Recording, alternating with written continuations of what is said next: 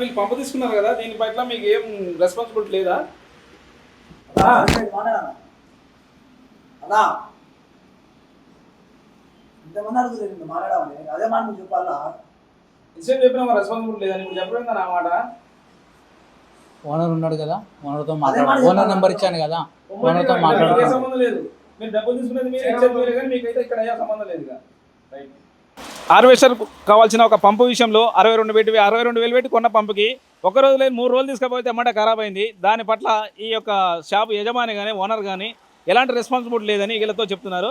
So వీళ్ళు అసలు ఇంత ఏ వస్తువైనా కొన్నదానికి, ప్రతి వస్తువు కొన్నదానికైనా ఎమ్మటే ప్రతి దానికైనా ఒక గ్యారెంటీ ఇవ్వాలి. కానీ ఎలాంటి గ్యారెంటీ లేకుండా వీళ్ళు ఇంత పెద్ద కాస్ట్ వస్తువులను అమ్ముకొని వీళ్ళు చాలా లాభం పొందుతున్నారు. వీరి పట్ల కన్జ్యూమర్ కోర్ట్ అనేది ఇంతవరకు ఎలాంటి చర్యలు తీసుకోలేకపోతుంది. దీని పట్ల మనకు అలా నష్టపోయిన ఒక అభ్యర్థి మనతో మాట్లాడుతున్నారు. సార్ మీ పేరు చెప్పి జరిగిన అన్యాయం చెప్పండి. నా పేరు భిక్షపతి అండి. నేను గ్యామ్ బండి యొక్క హెచ్ఎస్టీ పంపు పోతే 16వ తారీఖు రోజు వచ్చి హెచ్ఎస్టీ పంపు 62,000 పెట్టి కొనడం జరిగింది. దాంతోపాటు ఫిల్టర్లు మార్చుకోవాలన్నారు, గేర్ ఆయిల్ మార్చుకోవాలన్నారు. మొత్తం 20 లీటర్ ఆయిల్ ప్లస్ 3 ఫిల్టర్లు అంతా కలిసి 62,000 తీసుకున్నాడు. తీసుకున్న కాంచి వర్షమే వచ్చింది, బండి కూడా ఇంతవరకు రన్ చేయలేదు. మహా అయితే 30 గంటలు కూడా పోయలేదు. ఈరోజు పంపు మూమెంట్ లేదు, మళ్ళీ పంపు పోయింది. వచ్చి అడిగితే నాకు సంబంధం లేదు, నో వారంటీ నో గ్యారంటీ, మీరు నా దగ్గర రావద్దు, అసలు మీ షాపు నుంచే బయటకు పోమన్నట్టు మాట్లాడుతున్నాడు. అందులో ఉన్న రిసెప్షన్లో ఉన్న మనిషి ఇలా చేసి కస్టమర్లు ఎంతోమంది రైతులను అన్యాయం చేస్తున్నారు.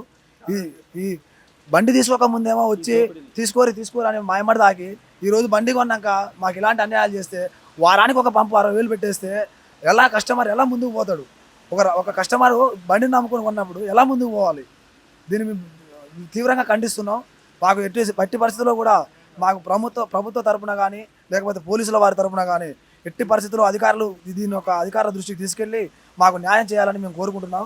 ఈ యొక్క గ్యామ్ షోరూమ్ ధరణి అనేది ఉంది, ఇక్కడ ధరణి ఆగ్రో ఏజెన్సీ అని పెట్టారు. దీంట్లో మరి ఘోరంగా ఆయన ఏమంటుండో తీసుకుపోయిన ఒక్క రోజు కూడా పోయింది, మేమేం చేయలేము వాళ్ళని, వాళ్ళు వచ్చి మమ్మల్ని అడిగిరు కానీ మేమేం చేయలేదు అనే దృక్పథంతో వాళ్ళు మాట్లాడుతున్నారు. దయచేసి అధికారులు మమ్మల్ని పట్టించుకోవాల్సిందని మేము కోరుతున్నాము. చూసిరు కాండి, 1 కాదు 2 కాదు 60,000 పెట్టి అంటే ఎంతో మంది రైతులను ఈ విధంగా దోపిడీ చేస్తున్న ఈ దోపిడీ వ్యవస్థపై, ఈ దోపిడీ సమస్యపై చర్యలు తీసుకోవాలని మా యొక్క ఛానల్ ద్వారా అందరికీ కోరుతున్నాము. Thank you. చూస్తుండే మరిన్ని అప్డేట్స్ కోసం ఏవీ టీవీ.